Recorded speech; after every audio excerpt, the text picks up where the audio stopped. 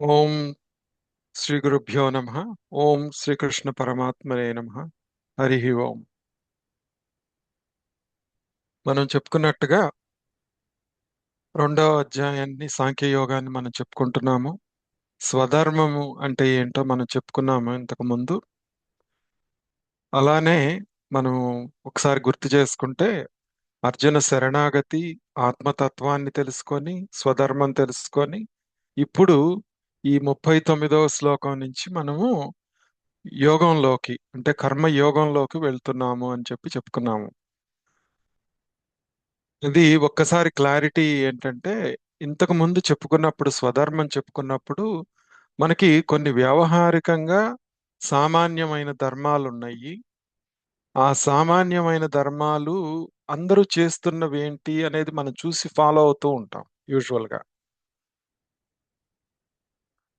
కొన్నేమో విశేష ధర్మాలు ఉంటాయి. అంటే ఏంటి, మనకి మనం రాసుకొని మన ఆ లోపల కారణ శరీరంలో ఉన్నటువంటి కర్మ ఫలితాలు, మన వాసనలు ఏవైతే ఉన్నాయో వాటన్నిటి అనుగుణంగా మన యొక్క జీవితం వెళ్తూ ఉంటుందన్నమాట. మనం వ్యవహరించే తీరు కూడా ఉంటుందన్నమాట. అది విశేషం అన్నమాట. మామూలుగా ఆధ్యాత్మిక భాషలో సామాన్యము అంటే ఏంటి అంటే పరమాత్మ తత్వం అన్నమాట. విశేషము అంటే అది ఈ ప్రపంచానికి సంబంధించిందంతా అన్నమాట. అట్లానే మనలో సామాన్య ధర్మము, సామాన్యం ఏంటంటే ఆత్మధర్మం అన్నమాట. దానికేమీ స్థితి ఉండదు, ఏముండదు, అదంతా ఒకటే స్థితిలో ఉంటుంది ఎప్పుడు. కానీ ఈ విశేషంగా మనం వ్యవహారికంగా వచ్చినప్పుడు అది మారిపోతూ ఉంటుంది. మన స్వధర్మాలన్నింటినీ మనము కర్మలన్నింటినీ కర్మయోగంగా మార్చుకోవాలి అనేది ఉద్దేశం. 3, 4, 5 అధ్యాయాల్లో దాన్ని మనకి చెప్పటం జరుగుతుంది.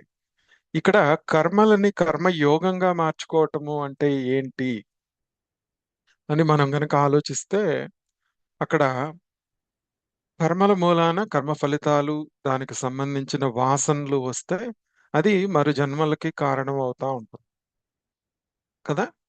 కానీ దాన్ని కర్మ యోగంగా మార్చుకున్నాము అంటే అర్థం ఏంటి అంటే, యోగం అంటే కలయిక అని మనం చెప్పుకున్నాం ఇంతకు ముందు. దేంతో కలయిక చేస్తున్నాము అంటే, నిజంగా కలయిక చేయట్లా.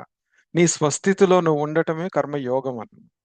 ఏ పని చేస్తున్నా గానీ ఆ పనిలో నువ్వు అకర్తృత్వము, అభోక్తృత్వము అనేటువంటి రెండు గుర్తుపెట్టుకొని వాటిని వాటి విధానంతో నువ్వు గనక పనులు చేసినట్టయితే అదే కర్మయోగం అవుతుందన్నమాట. అంటే అలా అని యుద్ధం చేయకూడదని కాదు. నీ రోల్లో నువ్వు ఏ భూమికను నిర్వహిస్తున్నావో ఆ భూమికి సంబంధించి నువ్వేం చేయాలి ఆ టైంకి చేయటము, అంతకన్నా ఎక్కువ కాదు, తక్కువ కాదు. అలా చేయటం కూడా కర్మయోగమే అన్నమాట. ఎందుకంటే నువ్వేం ఆశించట్లేదు. ఇంకొకటి ఏంటంటే, మనం ఎలాగైతే మనకు స్వస్థితి ఆత్మ అనేది ఎలాగైతే తెలుసుకుంటున్నామో అలానే ఒక సమిష్టిలో ఒక ఆత్మతత్వం ఉంటుంది. అంటే ఆ పరిస్థితికి ఒక ట్రూత్ ఉంటుంది. మనం ఎప్పుడు చెప్పుకుంటాం, ఒక నిజం ఉంటుంది ప్రతి పరిస్థితిలో. ఆ నిజంతో అసోసియేట్ అవ్వటమే కర్మయోగం అన్నమాట. ఓకే. ఇప్పుడు ఈ దాన్నే మనకి భగవానుడు ఇక్కడ బుద్ధి యోగంగా చెప్తాడు. అంటే మనకు తెలిసిన ఆత్మతత్వము, మనం ఎలా ఉండాలో స్వధర్మముని దాన్ని రైట్ యాక్షన్ గా మార్చుకునే విధానం అన్నమాట. ఓకే. అది ఇప్పుడు నేర్చుకుంటున్నాం మనం దీంట్లో. ఈ శ్లోకం ఏంటో చూద్దాం. 39వ శ్లోకం. ఏషా తే విహిత సాంఖ్యే బుద్ధిర్యోగే త్విమాం శృణు బుద్ధ్యా యుక్తో మయా యయా పార్థ కర్మబంధం ప్రహాస్యసి అని చెప్తున్నారు. ఇక్కడ ఏషా తే అభిహిత సాంఖ్యే బుద్ధి. ఓ పార్థ, ఏషా బుద్ధి, ఈ సమత్వ బుద్ధి. ఇందాక మనం చెప్పుకుంటున్నట్టుగా ఆ ఆ న్యూట్రలైజ్డ్ గా అకర్తృత్వము, అభోక్తృత్వంతో నువ్వు ఎప్పుడైతే కర్మలు చేస్తూ సమత్వ బుద్ధితో తే సాంఖ్యే అంటే ఈ జ్ఞాన యోగం దగ్గర అభిహిత ఏదైతే చెప్పబడిందో తు ఇమాం దీనిని యోగే కర్మయోగ విషయమునను శృణు వినుము. నేను ఇప్పుడు ఈ కర్మ యోగం గురించి నీకు చెప్పబోతున్నాను అని చెప్పబోయి, నువ్వు ఎలా దీన్ని అర్థం చేసుకోవాలి అంటే సమత్వ బుద్ధితో అర్థం చేసుకోవాలి అని చెప్పి ముందే అర్జునుడిని ప్రిపేర్ చేస్తున్నారు అనమాట. ఓకే, నువ్వు అలా అలా చేయాలి అని చెప్పి ఇక్కడ సాంఖ్యము అంటే మనకి కపిలుడు చెప్పిన సాంఖ్యము అనేది కొన్ని చోట్ల తెలుస్తూ ఉంటుంది భగవద్గీతలో. కొన్ని చోట్లేమో అది జ్ఞానం కింద చూడాలన్నమాట. ఇక్కడేమో జ్ఞానము అని చెప్పి మీనింగ్ తో చెప్తున్నారు. ఇక్కడ సాంఖ్యము అంటే ఆత్మ అన్నమాట. ఈ బుద్ధి అంటే జ్ఞానము అనేది పెట్టుకోవాలి ఇక్కడ. ఓకే, సాంఖ్య బుద్ధి అనేటువంటి ఇక్కడ సాంఖ్యే బుద్ధిర్ యోగే త్విమాం శృణు అని చెప్తున్నారు. అంటే నువ్వు చేసే పనిని ఇప్పుడు మనకి 3, 4, 5 అధ్యాయాలు కనుక భగవద్గీతలో తీసుకుంటే మనకి 4వ అధ్యాయంలో అది జ్ఞానపరంగా కర్మ ఏంటి అనేది చెప్పడం జరుగుతుంది అనమాట. ఒక 5వ అధ్యాయంకి వచ్చేటడికి కర్మ సన్యాస యోగం అంటాడు. అంటే త్యాగము అంటే నువ్వు నిషిద్ధ కర్మలు మిగతా కర్మలు చేయకుండా ఆ విహిత కర్మల్ని చేస్తూ ఆ విహిత కర్మల్లో కూడా ఫలాన్ని ఆశించకుండా ఫలాన్ని త్యాగం చేస్తే అది నిజమైన కర్మ సన్యాసం అన్నమాట. సో అట్లానే అంటే అది చెయ్యాలంటే నీకు ఒక అర్హత ఉండాలి, దాని గురించి తెలిసి ఉండాలి నీకు. ఓకే, దాన్ని తెలుసుకోవటమే ఇక్కడ బుద్ధి యోగం అన్నమాట. ఈ దీని గురించి నేను చెప్తున్నాను అని చెప్పేసి ఇంతకు ముందు మనం గనక చూసుకుంటే గతాసూన గతాసూం చ నాను శోచంతి పండితాహ అని చెప్పారు ఇంతకు ముందు శ్లోకంలో.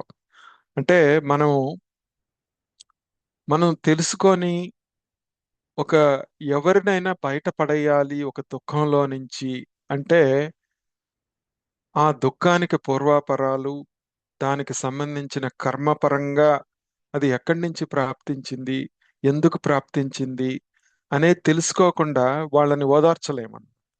అంటే ఆ టైంలో వాళ్ళకి అర్థం అవుతుందా అది అంటే అది చెప్పే విధానంలో ఉంటుందన్నమాట. దాన్ని జాగ్రత్తగా చెప్పాలి. ఆ టైంకి ఎలా చెప్పగలిగితే మనకు పెద్దవాళ్ళు ఇది వరకు చక్కగా చెప్పేవాళ్ళు అవన్నీ కదా. అప్పుడు ఆ ఆ దాంట్లో నుంచి కొంచెం వాళ్ళతో వాళ్ళతో మనం కలిసిమెలిసి మెలుగుతూ వాళ్ళని దాంట్లో నుంచి బయటకు తీసుకొచ్చేవాళ్ళం. మనము ఎప్పుడైనా కానీ ఈ కర్మలు చేసేటప్పుడు జ్ఞాన యోగం అనేది లేకపోతే అంటే తెలుసుకోకుండా చేస్తే దాని ఫలితం విపరీతంగా ఉంటుంది. తెలుసుకొని చేస్తే అదే జ్ఞాన యోగం అవుతుందని. ఓకే, ఏదైనా కానీ అది మనం అందుకని ఇక్కడ నేను చెప్పబోతా ఉన్నాను అని చెప్తున్నారు. ఇప్పుడు ఇక్కడ ఈ శ్లోకాన్ని మనం రాబోయే వాటిని ఏ దృష్టితో చూడాలి అని చెప్పేసి శంకర్లు చెప్పారనమాట. ఇప్పుడు ఈ knowledge alone some times not enough అన్నమాట.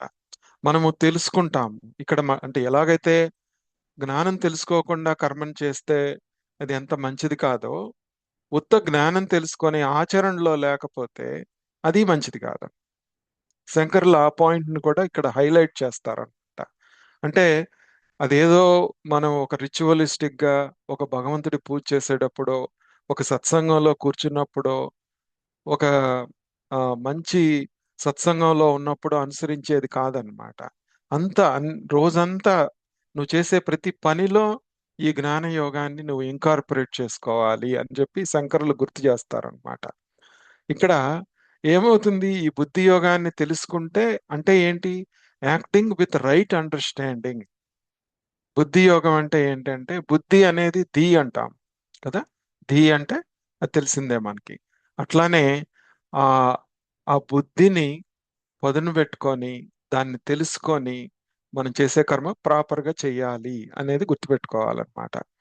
ఎందుకు అంటే మనం చేసే కర్మ మనల్ని బంధిస్తుంది. బుద్ధి యోగంతో చేస్తే అది మనల్ని ఫ్రీ చేస్తుంది, దాని నుంచి విడిపడతాం. ఎప్పుడైనా బుద్ధి యోగం తెలుసుకోకుండా చేస్తే ఎమోషన్స్ కి లోనవుతూ ఉంటాం అన్నమాట. బుద్ధి యోగంతో చేస్తే మనకు ఒక క్లారిటీ ఉంటుంది ఆ సిచ్యువేషన్ లో. ఎప్పుడైనా మనం ఈ ప్రతిసారి సేమ్ సిచ్యువేషన్స్ మనకు రిపీట్ అవుతూ ఉంటాయి. ఇంతకు ముందు ఎప్పుడు చెప్తూ ఉంటాం అది. కానీ ఇంతకు ముందు జరిగిన సిచ్యువేషన్స్ లో నేను ఎలా వ్యవహరించాను, దాన్ని గనక నేను బుద్ధి యోగంతో చేసి ఉంటే ఇప్పుడు అవుట్కమ్ ఎలా ఉంటుంది అనేది ఒక్కసారి మనం గనక గుర్తు చేసుకొని ఆలోచించుకొని పెట్టుకుంటే అది మళ్ళా రిపీట్ అయినప్పుడు ఈసారి బుద్ధి యోగంతోనే చేస్తాం. అప్పుడు అవుట్కమ్ ఎలా ఉంటుంది? స్వధర్మం బేస్డ్ లో ఉంటుంది. అంటే ఏంటి? నీ విశేష ధర్మంలో నువ్వు ఎందుకు పుట్టావు వచ్చి, నువ్వు ఏం రుణాలు తీర్చుకోవాలి ఈ శరీరంలో, అంతవరకే నువ్వు ప్రవర్తిస్తావు అన్నమాట. అది ధర్మ ఫోకస్డ్ అన్నమాట.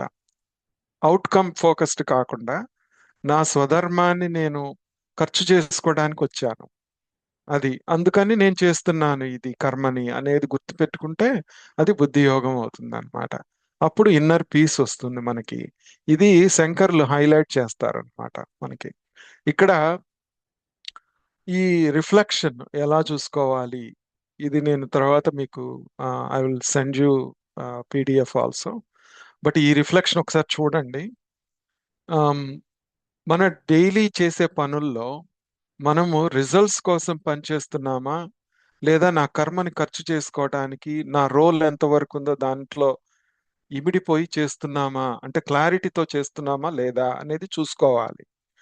అప్పుడు ఈ కర్మ కాస్త కర్మయోగంగా మారుతూ ఉంటుంది అనమాట, ఎప్పుడైతే అది ఆలోచించామో. ఇక్కడ మనం స్వధర్మము అంటే not just our profession, but right response in your situation aligned with truth and responsibility. ఇది ఒక మంత్రం లాగా గుర్తుపెట్టుకోవాలన్నమాట. ఆ సిచ్యువేషన్ లో ఒక ట్రూత్ ఉంటుంది, రెస్పాన్సిబిలిటీ ఉంటుంది. ఇప్పటిదాకా ట్రూత్ ఒకటి చెప్పుకున్నాము, నిజం ఉంటుందని. కానీ రెస్పాన్సిబిలిటీ ఎంత ఉంది ఆ సిచ్యువేషన్ లో? నేను ఒక హీరోగా ఉండాలా, ఒక సైడ్ క్యారెక్టర్ గా ఉండాలా అనేది, బ్యాక్గ్రౌండ్ లో ఉండాలా అనేది ఆ రెస్పాన్సిబిలిటీ అన్నమాట.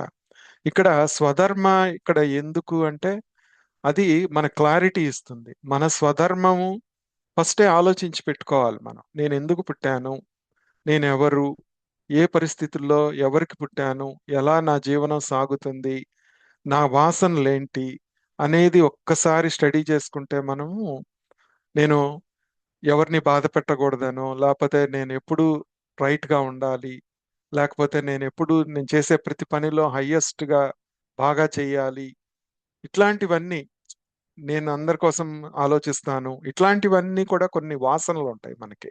అవి చూసుకోవాలి, క్లారిటీ తెచ్చుకోవాలన్నమాట. అప్పుడు ఏమవుతుంది? ఇవన్నీ మనం ఇందాక చెప్పుకున్నట్టుగా అది ఈ యాక్షన్స్ అన్నిటినీ ఒక పర్పస్ఫుల్ గా నీ స్వధర్మాన్ని ఖర్చు చేసుకుని నీ కర్మల ఫలితాలని వాసనల్ని ఖర్చు చేసుకునే అవకాశం దొరుకుతుంది మనకి. అప్పుడు మనలో ఒక ఇన్నర్ పీస్ మొదలవుతుంది అనమాట. ఎందుకంటే ఇప్పుడు ఒకళ్ళు సడన్ గా వెళ్తూ కాలు దేనికో తగిలి పడిపోయాం. పడగానే ఏమనుకోవాలి? ఏదో కర్మ వదిలిపోయింది అనుకున్నాం అనుకో. ఇట్లా అనుకుంటాం ఒక్కొక్కసారి. కానీ మన వాళ్ళకి ఏదన్నా జరుగుతున్నప్పుడు దాంట్లో పూర్తి రజోగుణం రావాలి, యుద్ధం చెయ్యాలి. కానీ అక్కడ నీ రోల్ ఎంతవరకు ఉంది, నువ్వు ఎంతవరకు చేయగలవు, ఆ అవుట్కమ్ ప్లాన్ ఏ ప్రకారం జరుగుతుందా, బి ప్రకారం ఒక ఫెయిలా పాసా అనేది మనకు తెలుస్తుంది ఆ సిచ్యువేషన్ గమనించినప్పుడు. అది ఫెయిల్ అవ్వకుండా మనం చేసే ప్రయత్నం చేస్తాము. కానీ ఫెయిల్ అవ్వచ్చు అనే ఒక ఆలోచన నీ మైండ్లో ఉన్నప్పుడు నీకు క్లారిటీ ఉంటుంది. ఆ క్లారిటీ తెచ్చుకోవటమే బుద్ధి యోగం అన్నమాట. ఎప్పుడైనా కానీ ఎప్పుడు ఆ క్లారిటీని మిస్ అవ్వకూడదు అనమాట. ఎప్పుడైనా పాసు ఫెయిలు అనేది ఉంటుంది. ఓకే, పాపము పుణ్యము రెండు ఉంటాయి, ద్వంద్వాలు ఉంటాయి. ద్వంద్వాలను చూడకుండా ఒక్కటే ఆలోచనతో ఇలానే జరగాలి అనే దాంతో వెళ్ళినప్పుడు మనకి ప్రాబ్లమ్స్ వస్తూ ఉంటాయి అన్నమాట. అది బుద్ధి యోగం అంటే ఈ సిచ్యువేషన్ కి. అది గుర్తుపెట్టుకొని భగవానుడు చెప్పబోయే శ్లోకాలని మనం అర్థం చేసుకుందాం ఇప్పుడు. అదే 40వ శ్లోకానికి వస్తే, నేహాభిక్రమనాశోస్తి ప్రత్యవాయో న విద్యతే స్వల్పమప్యస్య ధర్మస్య త్రాయతే మహతో భయాత్ అని చెప్తున్నారు. ఇక్కడ స్వల్పమప్యస్య ధర్మస్య అని చెప్తున్నారు.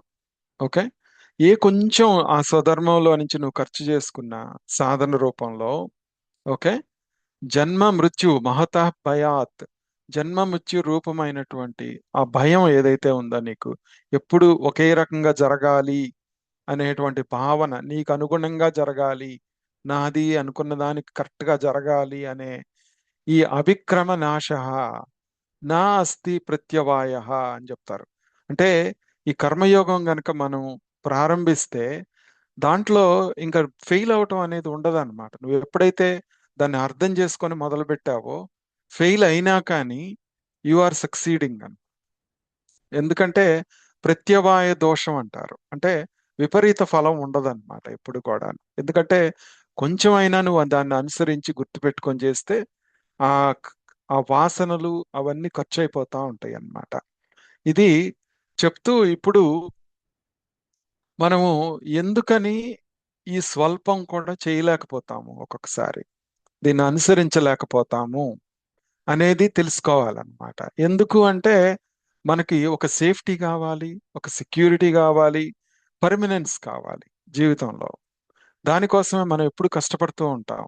నేను కష్టపడకుండా ఉండాలి, ముందు ముందు నేను కష్టపడినా నా వాళ్ళు కష్టపడకూడదు, వాళ్ళకి అన్ని సమకూర్చి పెట్టాలి. ఇలా వెళ్తూ ఉంటుందన్నమాట. కానీ వాళ్ళు రాసుకొని వచ్చిన కర్మ ఫలితాలు ఉన్నాయి, వాళ్ళు దానికి తగ్గట్టుగా వాళ్ళు అనుభవించాలి అనే నిజాన్ని, దాంట్లో మన రెస్పాన్సిబిలిటీని గుర్తించమన్నమాట.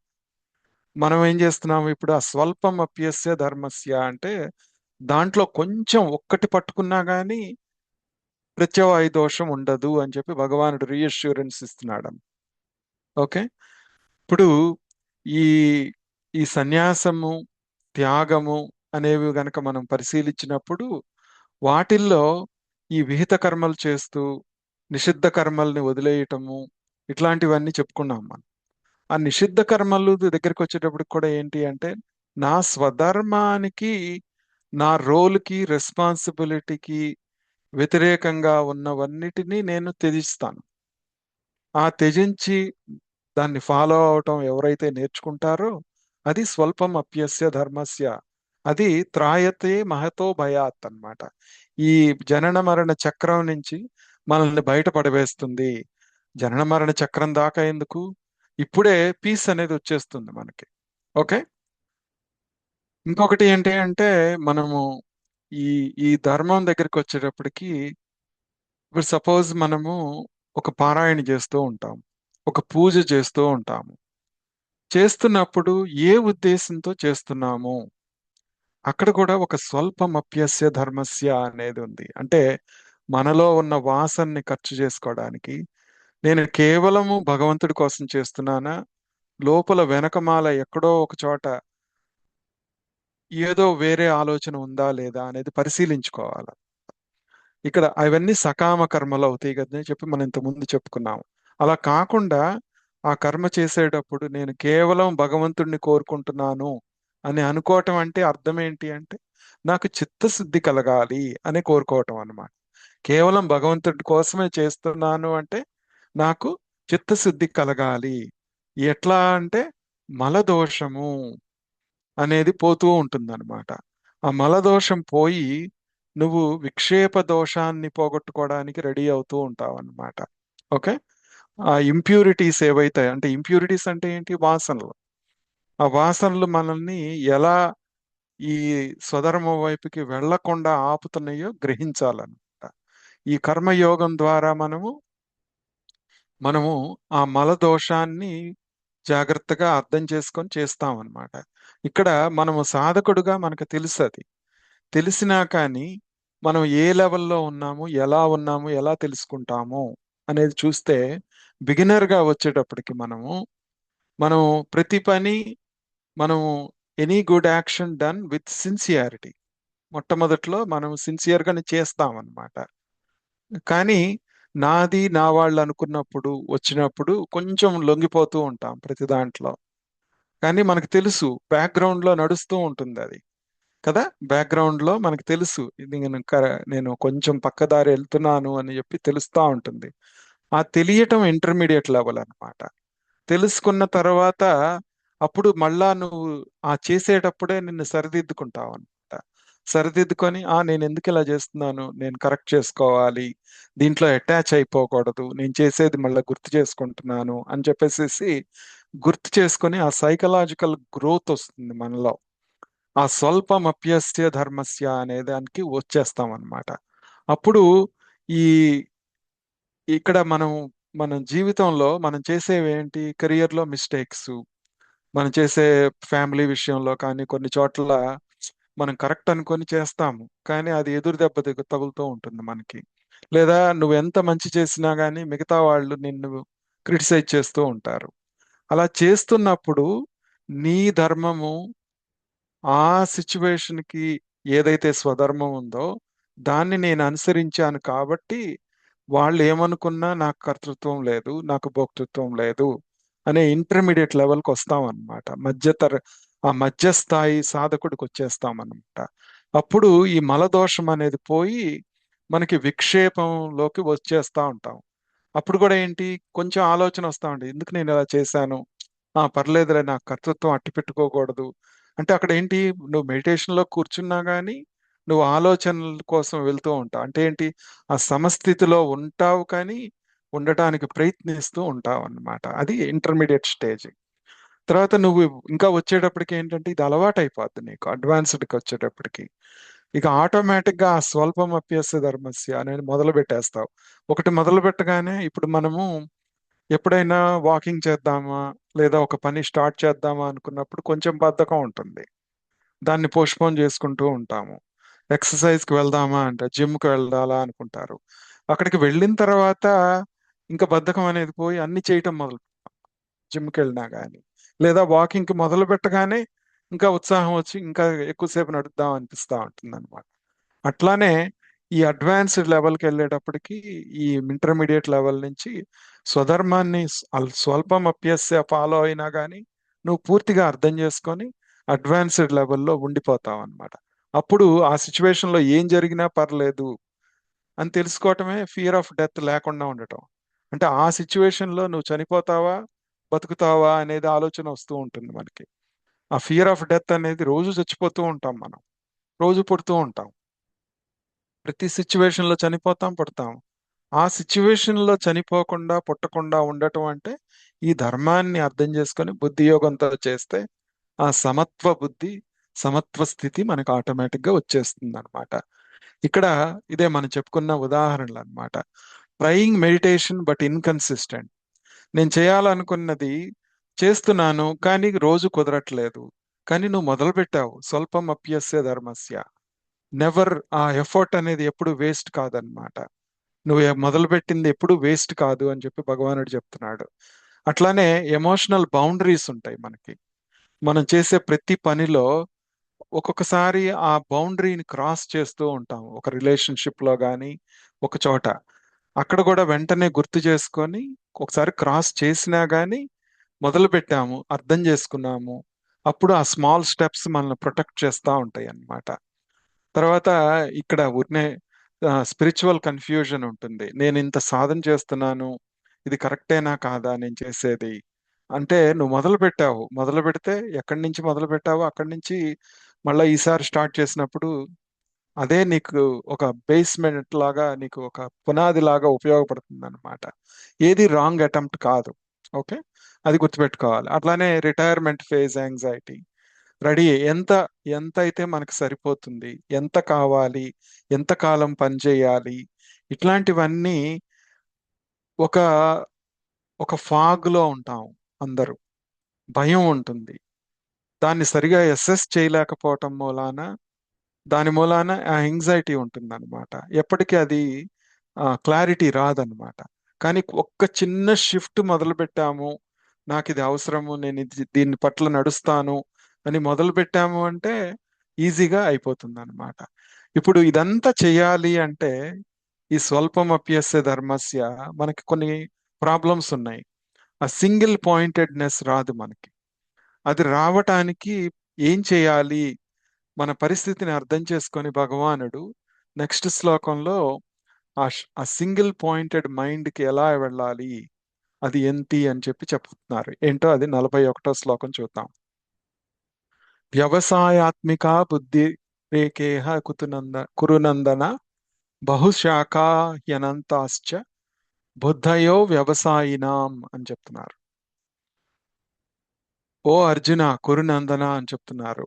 ఈ ఇహ అంటే ఈ నిష్కామ కర్మ ఏదైతే ఉందో, కర్మ యోగము నువ్వు చేయాలనుకుంటున్నావో, బుద్ధి ఏకా భవతి అంటే ఒకటిగానే ఉంటుందన్నమాట.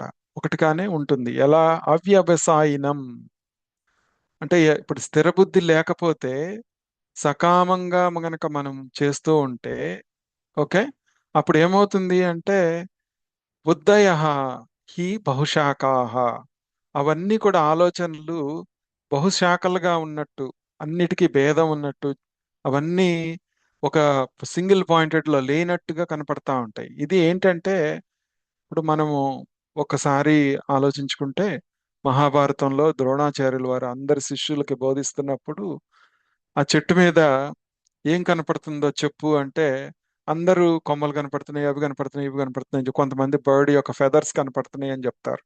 అర్జునుడు ఒక్కడు మాత్రం నాకు ఆ కన్ను కనపడుతుంది అని చెప్తాడు కదా. ఆ సింగిల్ పాయింటెడ్నెస్ అనేది ఈ బహుశాఖ అనంతాశ్చ అనేది మనం గుర్తుపెట్టుకుంటే ఒక సిచ్యువేషన్ లో మనము బహుశాఖలను చూస్తున్నామా, ఆ ట్రూత్ రెస్పాన్సిబిలిటీ ఏదైతే ఉందో ఆ సిచ్యువేషన్ లో దాన్ని చూడటమే ఆ అర్జునుడు ఆ కన్నును చూసినటువంటి సాధన అన్నమాట ఇక్కడ. ఓకే, ఇప్పుడు మనకి వేదాలు, పురాణాలు, ఈ భాష్యాలు ఇవన్నీ చదువుకుంటూ ఉంటాం మనం. చాలా సాధనలు ఉంటాయి మనకి వాటిల్లో. వాటన్నిటిలో ఉన్న ఏకత్వాన్ని గ్రహించటం నేర్చుకోవాలి. అవన్నీ ఏమి నేర్పిస్తున్నాయి అనేది తెలుసుకోవాలన్నమాట. దాని నుంచి డీవియేట్ అవ్వకూడదు ఎప్పుడు. ఓకే, ఇప్పుడు ఒక దాంట్లో ఒకటి నచ్చింది మనకి, ఓ ఈ పూజా విధానం చాలా బాగుంది, దీనివల్ల చాలా ఉపయోగం ఉంది అనగానే మళ్ళీ దాంట్లోకి వెళ్ళిపోతూ ఉంటాం, దాన్ని చేస్తూ ఉంటాం. లేకపోతే ఈ ఈ ఈ శాస్త్రంలో చాలా బాగా ఎక్స్ప్లెయిన్ చేశారనగానే ఇంకొక దాంట్లోకి వెళ్ళిపోతూ ఉంటాం అన్నమాట. దేంట్లోకి వెళ్ళినా గానీ ఆ వ్యవసాయాత్మిక నిశ్చయాత్మకమైనటువంటి బుద్ధిని ఎప్పుడు మనం ఉంచుకోవాలి అని చెప్పి భగవానుడు చెప్తున్నాడు ఇక్కడ. ఇక్కడ ఒక ట్రాన్సిషన్ చూస్తే మనం 40 నుంచి 41కి వెళ్ళటానికి భగవానుడు ఫస్ట్ ఏమో స్వల్పం అప్యస్య ధర్మస్య అని చెప్పాడు, అంటే నథింగ్ ఈజ్ వేస్టెడ్. ఇక్కడ వచ్చేటప్పటికి ఏంటంటే మెల్లగా మనల్ని నువ్వు స్కాటర్ అయి ఉండొద్దు, బహుశాఖ హ్యనంతాశ్చ అట్లా వెళ్ళొద్దు, సింగిల్ పాయింటెడ్ లోకి రా. ఫస్ట్ నువ్వు చేసేది మంచిదే చెయ్యి, ఎంత మొదలు పెట్టినా పర్లేదని చెప్పి ధైర్యం చెప్పి ఇక్కడికి వచ్చేటప్పటికి మళ్ళా ఇంకొంచెం పుష్ చేస్తున్నాడు అన్నమాట. ఓకే, మనం కూడా కొన్నిట్లో బహుశాఖాహ్యనంతాశ్చ అని ఉన్నా కానీ ఆ సింగిల్ పాయింటెడ్నెస్ కి వెళ్ళటానికి ప్రయత్నిస్తూనే ఉంటాం అనమాట. అప్పుడు ఆ క్లారిటీ అనేది వస్తుంది మనకి. ఫియర్ ఆఫ్ ఫెయిల్యూర్ పోతుంది అనమాట మనకి. అది ఫియర్ ఆఫ్ ఫెయిల్యూర్ ని పోగొట్టి ఇక్కడేమో కన్ఫ్యూజను రైట్ డైరెక్షన్ ని ఇస్తున్నాడు అనమాట. ఆ రైట్ డైరెక్షన్ ఎలాను అని చెప్పేసి మనము ఆలోచిస్తే ఏంటంటే మనము ఫస్ట్ తెలుసుకోవాల్సింది ఏంటంటే వ్యవసాయాత్మిక బుద్ధి అంటే ఏంటి. ఓకే, సింగిల్ పాయింటెడ్ మైండ్ అన్నమాట. సింగిల్ పాయింటెడ్ మైండ్ అంటే ఏదో నేను ఆత్మతత్వాన్ని తెలుసుకోవాలి, నేను మోక్షాన్ని పొందాలి అనేదే నిజంగా కాదనమాట. అది అది కరెక్టే, కానీ మన సింగిల్ పాయింటెడ్నెస్ ఇక్కడ ఏంటి అంటే జీవితంలో మనం ఏమి కోరుకుంటున్నాము అనే స్పష్టత రావాలి మనకి. ఓకే, మనం ఉన్నటువంటి కౌమారం, యవ్వనము, ఇట్లా జర, ఈ ముసలితనంలో, వీటన్నింటిలో ఏ ఫేజ్ లో ఉన్నప్పుడు ఒక తల్లిగా తండ్రిగా ఉన్నప్పుడు నీ స్పష్టత ఉండాలి నీకు. ఒక గోల్ స్పష్టత లేకపోతే ఆ వ్యవసాయాత్మిక బుద్ధి రాదు. అది రాకపోతే నువ్వు అన్నింటినీ చూస్తూ ఉంటావు, ఆ కన్నునే చూడలేవు అన్నమాట. ఓకే, అది నీకు అప్పుడు ఏమవుతుంది అంటే నీకు ఎంత వేరే వాళ్ళు ఎంత సలహాలు ఇవ్వక్కర్లేదు. నీకు ఎప్పుడైతే ఆ క్లారిటీ ఉందో వాళ్ళు ఇచ్చిన సలహాలను బట్టి నువ్వు ఆలోచిస్తావు, కానీ నీలో ఒక అంతర్గతమైనటువంటి స్వేచ్ఛ ఉంటుంది నీకు. ఓకే, దాన్ని క్లారిఫైడ్ గా చూసే ఒక దృష్టి కలుగుతుంది మనకి. అంటే ఆ దృష్టి కలగటమే పరమాత్మ దర్శనం అన్నమాట. ఒక సిచ్యువేషన్ లో కనుక నువ్వు ఆ సమత్వ బుద్ధితో ఆ సిచ్యువేషన్ ని ట్యాకిల్ చేస్తూ వ్యవసాయాత్మిక బుద్ధితో చూసినప్పుడు నీకు ఆత్మదర్శనం అయినట్టే అన్నమాట ఆ సిచ్యువేషన్ లో. ఓకే, అప్పుడు అలా అని నువ్వు మల్టీ టాస్కింగ్ చేయకూడదు ఇట్లా అని కాదు. నువ్వు ఎంత మల్టీ టాస్కింగ్ చేసినా కానీ నువ్వు ఎలా ఉండాలి అంటే ఆ సింగిల్ పాయింటెడ్ నీ లక్ష్యం ఏంటో నీకు తెలియాలి. ఆ లక్ష్యంలో పాసు ఫెయిల్ ఉండొచ్చు, అన్నీ జరగచ్చు, కానీ దాన్ని అలా దాన్ని స్వీకరించటం నేర్చుకోవాలన్నమాట. ఈ నిశ్చయాత్మక బుద్ధి అప్పుడు అలా ఉన్నప్పుడు ఏమవుతుందంటే ఒక్కొక్కసారి పరిస్థితుల ప్రభావం వల్ల మనం ఆ గోల్ని మర్చిపోయి అందరినీ సాటిస్ఫై చేయటానికి మార్చుకొని చేస్తూ ఉంటాం, ఇబ్బంది పెట్టకూడదని.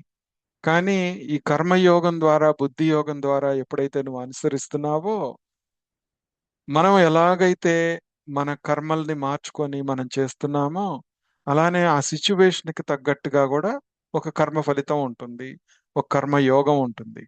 దాన్ని అర్థం చేసుకొని వాళ్ళందరినీ రైట్ డైరెక్షన్ లో నువ్వు నడుస్తూ నడిపించటము ఆ సిచ్యువేషన్కి సమత్వ బుద్ధి అన్నమాట. ఓకే. అది కొంచెం కష్టమేను. ఒక్కొక్కసారి గట్టిగా చెప్తే లాభం లేదు. ఫస్ట్ వాళ్ళకి ఇందాక ఆయన చెప్పినట్టుగా స్వల్పం కొంచెం మొదలు పెట్టు, పర్లేదు, సక్సెస్ అవుతావు అనే ధైర్యం చెప్పి తర్వాత ఏకత్వ బుద్ధిని మనం వాళ్ళతో డిస్కస్ చేయొచ్చు అనమాట, ఒక్కసారి చెప్పకుండా.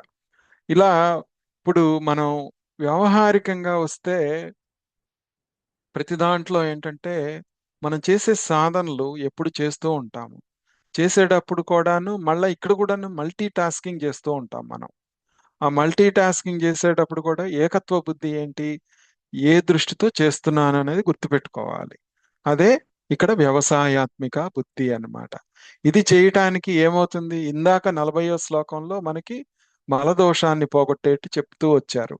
ఇప్పుడు ఇక్కడ వచ్చేటప్పటికి ఏమంటుందంటే విక్షేప దోషాన్ని మనము దాన్ని అర్థం చేసుకునే విధానాన్ని చెప్తున్నారనమాట.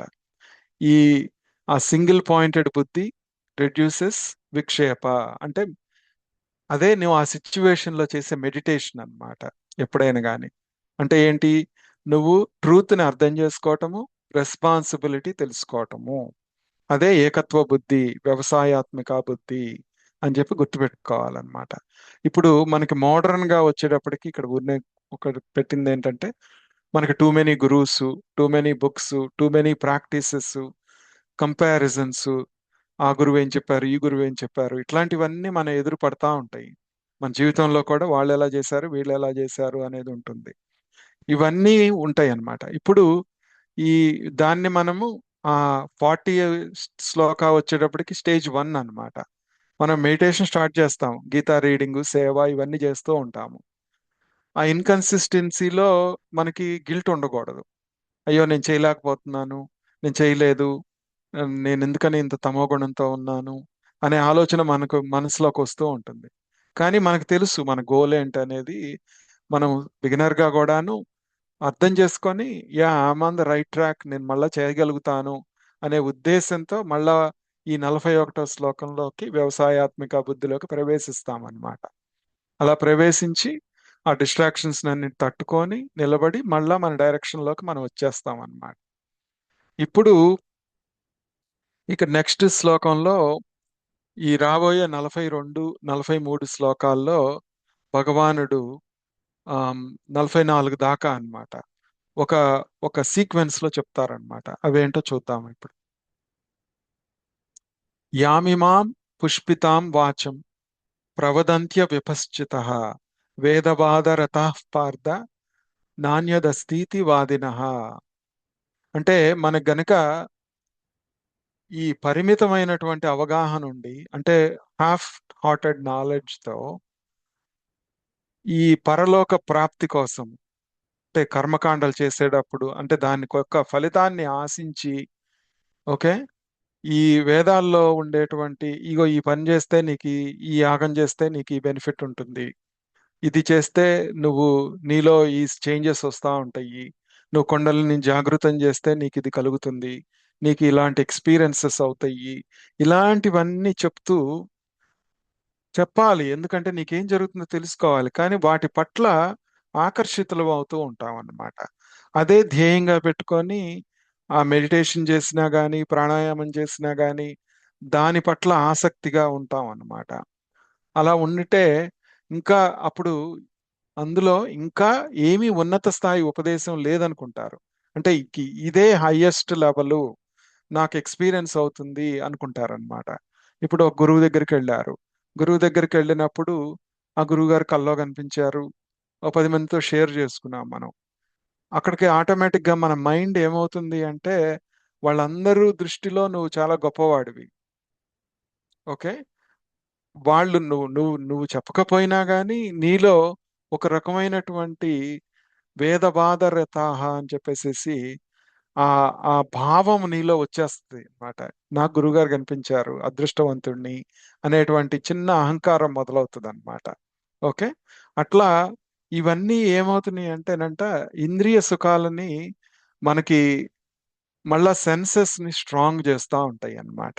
అది ఈ ఈ పుష్పితాం వాచం, ఈ అట్రాక్టివ్, ప్లీజింగ్, ప్రామిసింగ్ రివార్డ్స్ కోసము మనము ఈ తాత్కాలికమైనటువంటి వాటి కోసం వెళ్ళొద్దు అని చెప్తున్నారు. ఏకాత్మ బుద్ధి వచ్చినప్పటికీ విక్షేప దోషం తొలగిపోతున్నప్పుడు నీకు ఈ ప్రాబ్లమ్స్ వస్తూ ఉంటాయి అన్నమాట. నువ్వు చేసే సాధనలో నీకు కొన్ని ఫలితాలు కలుగుతూ ఉంటాయి. ఆ ఫలితాలు మళ్ళా నీ ఏకాత్మ బుద్ధిని పోగొట్టకూడదన్నమాట. అందుకని దీన్ని గుర్తు చేయడానికి కాషన్ ఇస్తున్నారన్నమాట. యామిమాం పుష్పితాం వాచం. ఓకే. అవి జాగ్రత్తగా ఉండాలి అని చెప్తున్నారన్నమాట. సో ఇక్కడ మనం అదే చెప్పుకున్నాం, taking rituals as the final goal, లేదా ఇగ్నోరింగ్ సెల్ఫ్ నాలెడ్జ్. ఇప్పుడు నువ్వు ఎన్నాళ్ళు మెడిటేషన్ చేస్తూ ఆ మెడిటేషన్లో ఎక్స్పీరియన్సెస్ కోసం కాకుండా నువ్వు ఆ మెడిటేషన్ ఎందుకు చేస్తున్నావు, నీ ఫైనల్ గోల్ ఏంటి అనేది తెలుసుకోవటం ఇంపార్టెంట్ అన్నమాట. ఇక్కడ మళ్ళా కనెక్షన్ టు మల విక్షేప ఆవరణ దోషాలకి ఎట్లా అంటే, ఈ మల దోషం అనేది ఏంటి అంటే ఈ యొక్క పుష్పితాం వాచం అన్నమాట. అంటే వీటి కోసం ప్రాకులాడటము మలదోషం అన్నమాట. తర్వాత మైండ్ బహుశాఖ హ్యనంతాశ్చ అనే రూపంలో వెళ్ళిపోతూ ఉంటే ఆ రిచువల్ చేయాలి, దాని రిజల్ట్ ఆటోమేటిక్ గా వస్తుంది, ఇది చేయాలి అది చేయాలి అనే విక్షేప దోషాలు వస్తూ ఉంటాయి అన్నమాట. అది అయిపోయిన తర్వాత ఏంటి, మనం ఏకాత్మ బుద్ధి వైపు వెళ్తే ఈ ఆవరణ దోషం కూడా పోతుంది అనమాట. అంటే ఇవి రెండు ఉండటం మూలాన ఆవరణ దోషం ఇంకా స్ట్రాంగ్ గా కనపడుతూ ఉంటుంది. వాళ్ళకి అర్థం కాదు, కానీ గురువులకు తెలుస్తూ ఉంటుంది అనమాట. ఇప్పుడు ఇక్కడ ఇక్కడ మనం గనక రిచువల్, మనం చేసే పని రివార్డ్ కోసం, ఫలితం కోసం చేస్తున్నామా, అది లోయర్ అప్రోచ్. హయ్యర్ గా వచ్చేటడికి మనం నేను శుద్ధి చేసుకోవడానికి మనోశుద్ధి కోసం చేస్తున్నాను ఇది అని అనుకుంటే అది అన్నమాట. ఇక్కడేమో spirituality for gain, spirituality for freedom.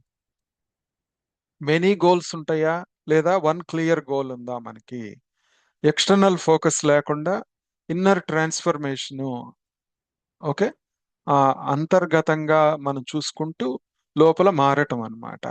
ఇక్కడేంటి, మనం అలా అని రెస్పెక్ట్ చేయాలి, అలా వదిలేయకూడదు. రిచువల్స్ ట్రెడిషన్స్ చేయాలి, అవి ఆపకూడదు అనమాట. కానీ దాని యొక్క ఉద్దేశాన్ని గ్రహించి దాన్ని ఎందుకు చేస్తున్నామో తెలుసుకొని ముందుకెళ్ళాలన్నమాట. ఓకే. సో ఇప్పుడు మన నెక్స్ట్ శ్లోకం చూస్తే, కామాత్మనః స్వర్గపర జన్మకర్మ ఫలప్రదాం క్రియా విశేష బహుళాం భోగైశ్వర్య గతిం ప్రతి అని చెప్తున్నారు. ఇక్కడ ఈ కామాత్మనః కోరికలతో ఉండి మనము, ఇందాక మనం చెప్పుకున్నాము ఏంటి, ఆ వేదవాద రతాహ, ఆ ఫలశ్రుతి కోసం ఎక్కువగా దానికి అట్రాక్ట్ అయ్యి ఉంటాము. ఇక్కడ వచ్చేటడికి ఏంటంటే పరలోక సుఖాల కోసము. ఓకే. అంటే అది ఎప్పుడో మనకి సుఖాన్ని ఇస్తుంది అని చెప్పి దానం చేయటము, ఓకే, మనకి మంచి జరుగుతుందని చేయటము, ఇట్లాంటివన్నీ కూడాను అవిపశ్చత, అవివేకులు అనమాట. అవిపశ్చత అంటే వాళ్ళు సరైన దృష్టితో చూడలేరు. జన్మ కర్మ ఫలప్రదాం, ఆ జన్మ రూప కర్మ ఫలాలు ఏదైతే ఇచ్చేవి ఉన్నాయో, భోగైశ్వర్యాలు ఏవైతే ఉన్నాయో, క్రియా విశేష బహుళాం. ఓకే. మనం వాటిల్లో మునిగిపోతూ ఉంటాం అన్నమాట. అది ఎట్లా, మనము నెక్స్ట్ శ్లోకంలో మళ్ళీ మళ్ళీ చెప్తారనమాట. ఏంటి అంటే అది తెలుసుకునే ముందు ఇదేంటో ఒక్కసారి చూద్దాం. అంటే ఏంటి, ఫస్ట్ డిజైర్ అనేది ఒకటి ఉంది మనకి, కోరిక. ఆ కోరిక ఎలా ఉంటుంది ఒక్కొక్కసారి అంటే, మనకి ఒక్కోసారి అందరూ చెప్తారు నాకేం కోరికలు లేవు అంటారు, కానీ చూసే వాళ్ళకి మాత్రము వాళ్ళ మాటల్లో, వాళ్ళ వ్యవహారంలో స్పష్టమవుతా ఉంటుంది వాళ్ళకి ఆ కోరిక ఉంది అని చెప్పేసి. ఓకే. అది డిస్ట్రాక్షన్ కలగజేస్తుంది, కోరిక డిస్ట్రాక్షన్ కలగజేస్తుంది, ఆ వన్ పాయింటెడ్నెస్ లేకుండా చేస్తుంది అని చెప్పేసి. ఇక్కడ భోగ ఐశ్వర్య అంటే అర్థం ఏంటి అంటే కెరియర్ సక్సెస్, మనం ఉండే సెక్యూరిటీ, సేఫ్టీ అనేది మనం ఏదైతే చూసుకుంటూ ఉంటామో అవన్నీ భోగైశ్వర్యాలే అన్నమాట. ఫైనాన్షియల్ స్టేటస్ అంటాం. అట్లానే మన ఫేమ్, మనకి అందరూ మనల్ని మెచ్చుకోవాలి, అందరి దగ్గర మంచిగా ఉండాలి, ఇలాంటి ఆలోచనలు. మంచిగా ఉండటం వేరు, మంచిగా ఉండాలి అనిపించుకోవటం వేరన్నమాట. ఓకే. అట్లానే ఈ స్పిరిచువల్ అచీవ్మెంట్స్ కూడా నాకు ఎక్స్పీరియన్స్ అవుతుంది ఎక్స్పీరియన్స్. కానీ నా గోల్ వేరే, అది తెలుసుకుంటున్నాను అనమాట ఇక్కడ. ఓకే. అది ఇప్పుడు ఈ మొత్తం కలిపి ఉంటాయి అనమాట. 42, 43, 44 శ్లోకాలు. భోగైశ్వర్య ప్రసక్తానాం తయాపహృత చేతసాం వ్యవసాయాత్మికా బుద్ధి సమాధౌ న విధీయతే అని చెప్తున్నారు. ఈ ఈ భోగైశ్వర్య ప్రసక్తానాం, ఈ ప్రాపంచిక సుఖాలు ఏవైతే మనం మాట్లాడుకుంటున్నామో, భోగాలు, సుఖాలు, వాటి పట్ల ఆసక్తితో, ఓకే, వాటి వల్ల ఏమవుతుంది, ఒక రకమైనటువంటి చిత్త భ్రాంతికి లోనవుతూ ఉంటామని చెప్తారు. అంటే ఏంటి, దాంట్లో పడి కొట్టుకుపోతూ ఉంటాము. అంటే అదే నిజం అనిపిస్తూ ఉంటుంది, అదే నా ధర్మం అనిపిస్తూ ఉంటుంది, దాంట్లో నేను చేయకపోతే ఎవరు చేస్తారు అనిపిస్తుంది. అంటే ఆ ఆ తుఫాన్లో పడి కొట్టుకుపోతూ ఉంటాం అన్నమాట. కొట్టుకుపోయి, అంటే ఎప్పుడైనా దాంట్లో నుంచి బయటపడి బర్డ్స్ ఐ వ్యూ రావాలి అంటే, ప్రతిసారి నీ సింగిల్ పాయింటెడ్నెస్, నీ సింగిల్ గోల్ ఏది అని చెప్పేసి గుర్తు చేసుకుంటే అప్పుడు ఆటోమేటిక్ గా దాంట్లో నుంచి బయటపడతాం అన్నమాట. ఇక్కడ సింగిల్ గోల్ ఏంటి అంటే, ప్రతి విషయంలో ఒక అల్టిమేట్, ఒక ఫలితం ఉంటుంది. ఓకే. అది ఈ రకంగా ఉండొచ్చు, ఇంకో రకంగా ఉండొచ్చు. కానీ నా రోల్ ఎంత వరకు, నేను ఎంత చేయగలను, వాళ్ళు అనుభవిస్తే వాళ్ళని కంప్లీట్ గా నేను ప్రివెంట్ చేయలేను. ఇప్పుడు మన వాళ్ళకి కష్టం కలుగుతుంది. కష్టం కలుగుతున్నప్పుడు మనము అన్ని ప్రివెంట్ చేయలేం. కానీ నేను ఎంత చేయగలను అనేది నిజం తెలుసుకోవటమే ఏకాత్మ బుద్ధి అన్నమాట. అక్కడ ఏకత్వ బుద్ధి అది. అది అప్పుడు సరైన కర్మ చేస్తాం అన్నమాట. అది చేస్తున్నాడు అన్నమాట, చేయాలి. అట్లనే ఇక్కడ మనం మూడు రకాలుగా చూడాలి. ఈ మూడు శ్లోకాలని కలుపుకుంటే మనము ఈ సాత్విక కర్మలు, రాజస కర్మలు, తామస కర్మలతో స్ట్రగుల్ అవుతూ ఉంటాం మనం రోజు చేసేటప్పుడు.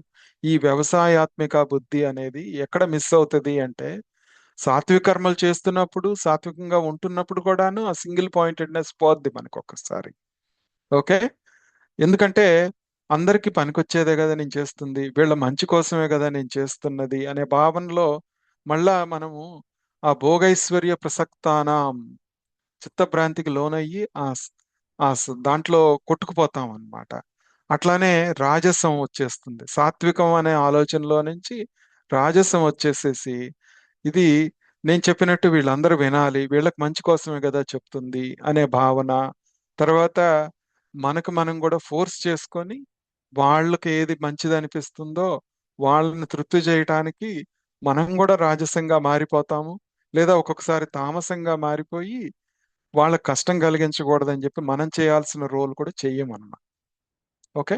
ఇలా సాత్విక, రాజసిక, తామసిక, ఈ ఈ ఆలోచనలతో మనం సతమతం అవుతూ ఉంటాం అన్నమాట. ఓకే. ఇక్కడ ఈ వ్యవసాయాత్మిక బుద్ధి, ఇది జీవితంలో లేనప్పుడు నువ్వు ఎంతసేపు మెడిటేషన్ లో కూర్చున్నా గానీ నీకు ఆ ఏకత్వము, సమత్వం రాదన్నమాట. ఎందుకంటే మిగతా వాటిల్లో నీ బుద్ధంతా బహుశాఖాహ్యనంతాశ్చ అవుతున్నప్పుడు, ఆ సింగిల్ పాయింటెడ్నెస్ అర్థం చేసుకోలేనప్పుడు, నువ్వు మెడిటేషన్ లో కూర్చున్నప్పుడు నీకు ఆ బుద్ధి రాదన్నమాట. ఓకే. మిగతా వాటిల్లో చేసినప్పుడు ఇదేం లేదు, ఊరికిన కళ్ళు మూసుకోగానే వచ్చేస్తుంది. అంటే ఏంటి, మన సాధన ఎక్కడుండాలి, కూర్చొని చేసే దగ్గరే కాదనమాట. మిగతా వాటన్నింటిలో కూడా ఏకత్వ బుద్ధి ఉండాలన్నమాట. దాన్ని అర్థం చేసుకొని, ఆ ట్రూత్ని అర్థం చేసుకొని, రెస్పాన్సిబిలిటీని అర్థం చేసుకొని మనం గ్రహించాలి. ఇక్కడ ఇంకొకటి ఏంటి అంటే, మనకి ఈ సాత్విక, రాజసిక, తామసిక కర్మలు కూడాను ఆ ట్రూత్ని, రెస్పాన్సిబిలిటీని అర్థం చేసుకొని అవాయిడ్ చేయకుండా చేసినప్పుడు స్వల్పమప్యస్య ధర్మస్య అనేది ఉపయోగపడి దాంట్లో మల విక్షేప దోషాలకి మనం నివారించుకోగలుగుతాం అన్నమాట. అది ఇక్కడ భగవానుడు చెప్తుందన్నమాట. ఇంకొకటి మనం గుర్తుపెట్టుకోవాల్సింది ఏంటంటే, మనము సేఫ్టీ, సెక్యూరిటీ హ్యాపీనెస్. ఈ మూడు జీవితంలో ప్రతి ఒక్కళ్ళం కోరుకుంటూ ఉంటాం కదా. Safety, security, happiness. దానికోసమే ఏ పని చేసినా మనం, ఓకే, డబ్బు సంపాదించినా, ఒక పని చేసినా, ఒక దాంట్లో ఇన్వాల్వ్ అయినా కానీ దాంట్లో ఒక ఎదుగుదల కావాలి అనుకుంటాము. దాంట్లో మనము సక్సెస్ పొందాలి అనుకుంటాం అన్నమాట. కానీ అక్కడ సక్సెస్ లేకపోతే ఫెయిల్యూర్ అని చూడకుండా స్వల్పమప్యస్య ధర్మస్య, నేను నేను చేయాల్సింది నేను చేస్తున్నాను అని ఆలోచిస్తే అప్పుడు ఏంటంటే మనకి అది ఉపయోగపడుతుంది అనమాట. ఇంకొకటి ఏంటంటే ఇక్కడ చిన్న ఉదాహరణలు, మనకి మనం ఎంత డబ్బులు ఉన్నా మనకి సుఖాన్ని తెచ్చుకోలేము కదా. ఒకళ్ళు ఎంత చక్కగా పెద్ద పెద్ద బెడ్రూమ్లు ఎంత ఉన్నా కానీ నిద్రని వాళ్ళు కొనలేరు. దాంట్లో ప్రశాంతత లేకపోతే హ్యాపీగా నిద్రపోలేరు. అట్లానే ప్రతి దాంట్లో మనము అన్ని పాజిటివ్గా చూడలేమన్నమాట. దాంట్లో ఎలా జరగాలో అలా జరుగుతుంది అని చెప్పి తెలుసుకోవాలన్నమాట. తెలుసుకొని అప్పుడు ఇవన్నీ తెలియటానికి మనకి 4వ అధ్యాయంలో మనకి కొన్ని యజ్ఞాలను చెప్పారు భగవానుడు. ఆ యజ్ఞాలు రోజు చేసే పనుల్లో అది జ్ఞాన యోగం, కర్మ జ్ఞాన యోగం, అది 4వ అధ్యాయం. అంటే ఎలా తెలుసుకొని స్వధర్మానికి అనుగుణంగా నువ్వు దీన్ని పట్టుకోవచ్చో మనకు చెప్తున్నారనమాట. ఓకే. సో మనం గుర్తుపెట్టుకోవాల్సింది ఏంటంటే ఇక్కడ కామాత్మనః అనే వర్డ్ అంటే ఏంటి? మనం చేసే ప్రతి పనిలో మనము ఈ భోగైశ్వర్య ప్రసక్తానాం అనే ఆలోచనతో ఉంటున్నామా, ఇంకా దాని గురించిన పరలోకం కానీ ఇహలోకంలో ఉండే ఫలితాన్ని ఆశిస్తున్నామా అనేది గుర్తుపెట్టుకొని మనము ఈ పుష్పితాం వాచం అంటే వాటికి ఆ చిన్ని చిన్ని కోరికలకి సక్సెస్ అవ్వాలి అని చెప్పేసి వాటి కోసం పాకులాడకుండా మనం జాగ్రత్తగా ఉండాలి. ఓకే. జాగ్రత్తగా మాట్లాడాలి, జాగ్రత్తగా చేసుకోవాలి అని చెప్పి భగవానుడు ఇక్కడ చెప్తున్నారనమాట మనకి. తర్వాత ఇంకొకటి ఏంటంటే ఇక్కడ గుర్తుపెట్టుకోవాల్సింది, మనము ఇది చాలా ఇంపార్టెంట్ అన్నమాట. వీటిల్లో సమాజంలో మనం ఉన్నప్పుడు, వ్యవహారంలో ఉన్నప్పుడు అందరూ చేస్తున్న పని కరెక్టు అనేది ఒక స్టాంప్ ఉంటుంది. దాన్ని ఒక్కొక్కసారి మనం, మనకు ఒక సామెత ఉంటుంది, పిల్లి కళ్ళు మూసుకొని తాగుతూ ఎవరు లేరు అనుకోవటం అనేది ఒక సామెత చెప్తూ ఉంటాం. అలానే మన స్వధర్మం ఏంటి, మన వాసనలేంటి, మనం ఖర్చు చేసుకోకుండా అందరూ చేస్తున్నారు కాబట్టి నేను చేస్తాను అనేది కనుక అలవాటైతే మనకి అది చాలా కష్టాన్ని కలగజేస్తుంది మనకి. గుర్తుపెట్టుకోవాలన్నమాట. అంటే అక్కడ ఏమవుతుంది అంటే వ్యవసాయాత్మిక బుద్ధి నా విధీయతే. అంటే మన ఆలోచనలో స్పష్టత లేదు, ఆ ఏకాగ్ర బుద్ధి లేదు, ఆ ఏకత్వాన్ని మర్చిపోతున్నాము. అప్పుడు మనకి ఉన్నటువంటి లక్ష్యం ఏంటో కూడా మర్చిపోతాం అన్నమాట కదా. సమాధౌ, ఇక్కడ సమాధౌ అంటే ఏంటి అంటే వాళ్ళకి ఆ బుద్ధిలో స్పష్టత, అవగాహన ఉండదు అని చెప్పేసి భగవానుడు ఈ శ్లోకంలో చెప్పారనమాట. ఓకే. అట్లా ఉన్నప్పుడు ఏమవుతుంది అనేది మనం తెలుసుకున్నాము. ఆ ఆ కెనాట్ సస్టైన్ మెడిటేషన్, ఆ స్థితిలో నువ్వు సమత్వంలో ఉండలేవు అనమాట. ఓకే. ఆ ఇన్నర్ స్టిల్నెస్ రాదు మనకి అనేది గుర్తుపెట్టుకోవాలి. తర్వాత ఇవన్నీ కూడాను ఎందుకు మనకి కష్టం కలిగిస్తున్నాయి అనేది కనుక ఆలోచిస్తే మనము రాబోయే శ్లోకంలో మనకి ఆ కర్మయోగికి ఉండాల్సినటువంటి లక్షణాలేంటి, వాళ్ళు ఎలా ఉండాలి, అవన్నీ మనకి చెప్పబోతున్నారనమాట. దీన్ని మనం నెక్స్ట్ సత్సంగంలో చెప్పుకుందాము, ఎందుకంటే చాలా కొంచెం ఎక్స్టెన్సివ్ గా చెప్పుకోవాలి దీన్ని. త్రైగుణ్య విషయా వేద నిస్త్రైగుణ్యో భవార్జున, నిర్ద్వంద్వో నిత్యసత్వస్థో నిర్యోగక్షమ ఆత్మవాన్ అని చెప్పేసి ఇది చాలా డీటెయిల్డ్ గా ఎందుకు నువ్వు ఏకాత్మ బుద్ధి ఉండట్లేదు నీకు, ఎందుకని మనము ఈ సక్సెస్ ఫెయిల్యూర్ వైపు పరిగెత్తుతున్నాము, ఈ సేఫ్టీ సెక్యూరిటీ హ్యాపీనెస్ వైపుకి పరిగెత్తుతున్నాము అని తెలుసుకోవడానికి ఏం అడ్డుపడుతున్నాయి మనకని చెప్పేసి నెక్స్ట్ శ్లోకంలో చెప్తారు. అది మనం వచ్చే సత్సంగంలో చెప్పుకుందాము. ఓం తత్సత్.